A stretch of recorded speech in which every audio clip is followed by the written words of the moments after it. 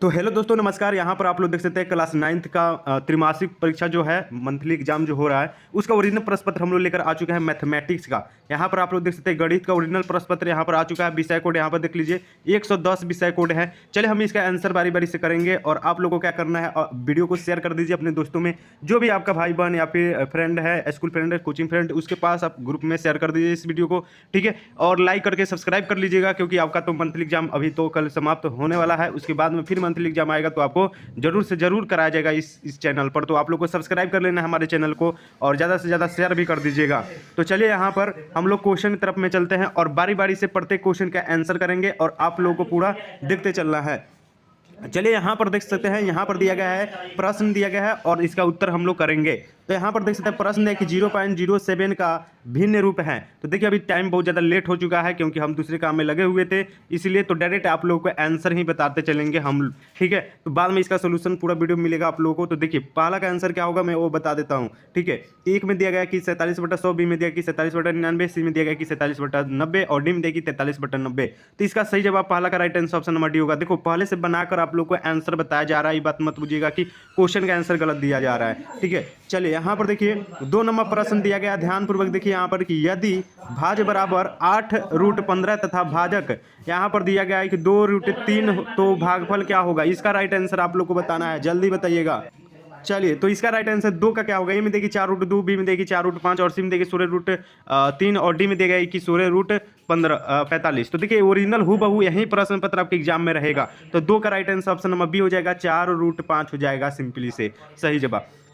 Next question 3 number दिया गया कि 1/√5 माइनस √4 के हर के परिमेयकरण का मान क्या है। इसका राइट आंसर बताना है, क्या होगा। एम देखिए √4 माइनस √5, बी में देखिए √5 प्लस √4, सी में देखिए 1/√4 माइनस √5 और डी में दिया गया कि 1/√5 प्लस √4। तो देखो 3 का राइट आंसर क्या होगा। तो 3 का right answer option number B हो जाएगा, √5 प्लस √4। बिल्कुल सही जवाब होगा ऑप्शन नंबर बी। चलिए हम नेक्स्ट क्वेश्चन दिया गया 4 नंबर क्वेश्चन देखेंगे। दिया गया कि 32 के पावर में दिया गया 2/5। तो इसका राइट आंसर जब इसका सोल्यूशन कीजिएगा तो आंसर क्या निकल के आएगा। तो 4 का राइट आंसर निकल कर आ रहा है ऑप्शन नंबर बी, यानी कि 4 निकल कर आ रहा है। चलिए नेक्स्ट क्वेश्चन 5 नंबर दिया गया कि 4s² माइनस 3x माइनस 7 का गुणनांक क्या है। तो इसका गुणनखंड विधि से जब आप लोग सॉल्व कीजिएगा तो इसका x का मान 2 आएगा। तो एक x का मान क्या क्या आएगा जल्दी से बताएंगे। 5 का तो right answer option number B आएगा, ठीक है। क्या आएगा तो x + 1 × 4x - 7 option number B हो जाएगा 5 का। चलिए नेक्स्ट क्वेश्चन दिया गया 6 नंबर क्वेश्चन की बहुपद x + 2 का शून्यक है। तो 6 का राइट आंसर बताएंगे क्या होगा। ए में देखिए -2, बी में देखिए 2, सी में देखिए +2 प्लस माइनस 2 और डी में देखिए इनमें से कोई नहीं। तो देखो 6 का राइट आंसर बिल्कुल सही जवाब होगा ऑप्शन नंबर ए -2। चलिए नेक्स्ट क्वेश्चन 7 नंबर दिया गया है, -2x + 5y का होल स्क्वायर का विस्तार है। तो इसका राइट आंसर 7 का क्या होगा। तो 7 का बिल्कुल सही जवाब बताना है।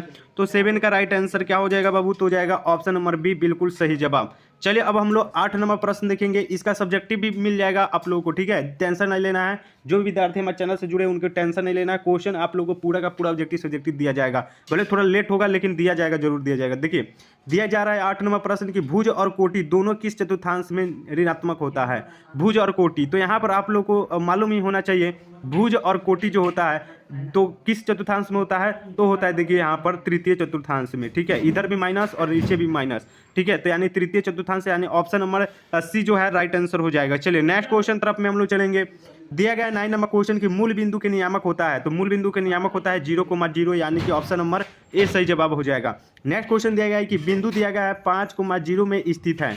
तो 5,0 कहाँ स्थित है, यानी दोनों जो है वो प्लस में है। तो इधर हो गया x एक्सिस और इधर y हो गया।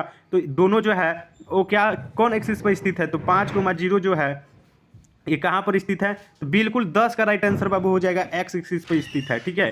5,0 जो है 5 से लेकर जाइएगा तो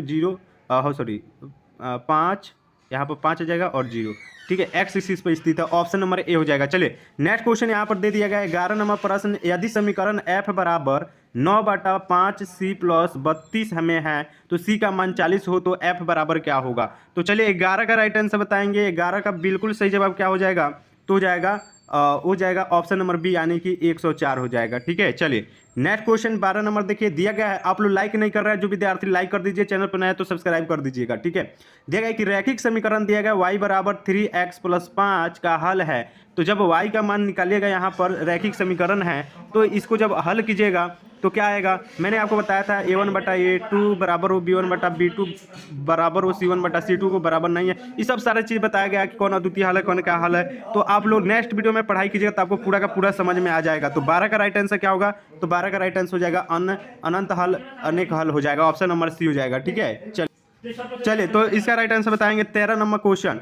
13 नंबर क्वेश्चन दिया गया कि x + y/5 बराबर 10 का मान ax + by + c बराबर 0 के रूप में है। तो इसका आंसर बताएंगे कि क्या होगा। ये में दिया गया है कि 5x - y बराबर 10 बराबर 0, बी में देखिए 5x - 5y - 50 बराबर 0, सी में देखिए उतना दिया गया। तो चलिए इसका डायरेक्ट आंसर बता देते हैं। 13 का right answer option number C हो जाएगा, बिल्कुल सही जवाब। ठीक है, चलिए अब नेक्स्ट क्वेश्चन 14 नंबर दिया कि यदि कोई कोण अपने रैखिक युग्म का 4/5वां भाग हो तो उसका मान क्या होगा। तो 14 का राइट आंसर ऑप्शन बी हो जाएगा, 80 डिग्री हो जाएगा। ठीक है, चलिए नेक्स्ट क्वेश्चन दिया गया कि त्रिभुज के तीनों कोणों का योगफल होता है। तो त्रिभुज के तीनों कोणों का योगफल क्या होता है, तो इसका राइट आंसर हो जाता है 180 डिग्री होता है। ठीक है, चलिए नेक्स्ट क्वेश्चन दिया गया है 16 नंबर क्वेश्चन कि समबाहु त्रिभुज की किसी भुजा को बढ़ाने पर बने बहिष्कोण का मान क्या होगा। तो 16 का राइट आंसर क्या हो जाएगा, तो हो जाएगा 120 डिग्री। क्या होगा, तो 120 डिग्री सही जवाब हो जाएगा, ऑप्शन नंबर बी।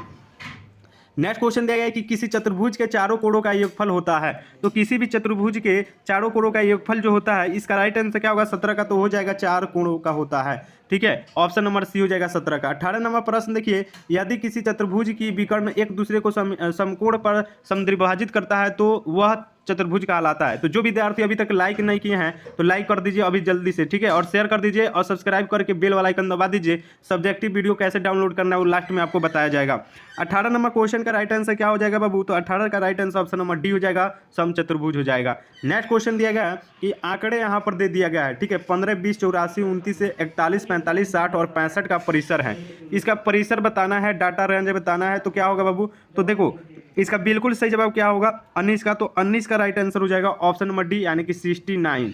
ठीक है, चलिए नेक्स्ट क्वेश्चन है कि दो त्रिभुजों के सर्वांगसम होने का कोण का विकल्प गलत है। तो 20 का राइट आंसर क्या होगा, तो 20 का राइट आंसर हो जाएगा RHS।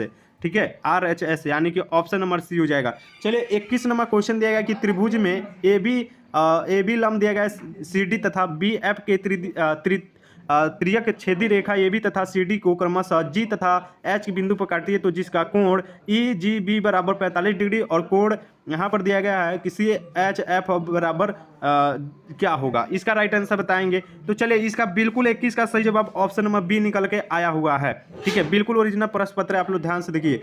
दिया गया कि समबाहु त्रिभुज के प्रत्येक कोणों का मान होता है। तो समबाहु त्रिभुज के प्रत्येक कोणों का जो मान होता है वो कितना होता है, तो होता है 60 डिग्री का मान होता है। चलिए नेक्स्ट क्वेश्चन दिया गया है कि एक समकोण त्रिभुज के कोणों का अनुपात 2:3 हो तो छोटे कोण का अनुमान होगा।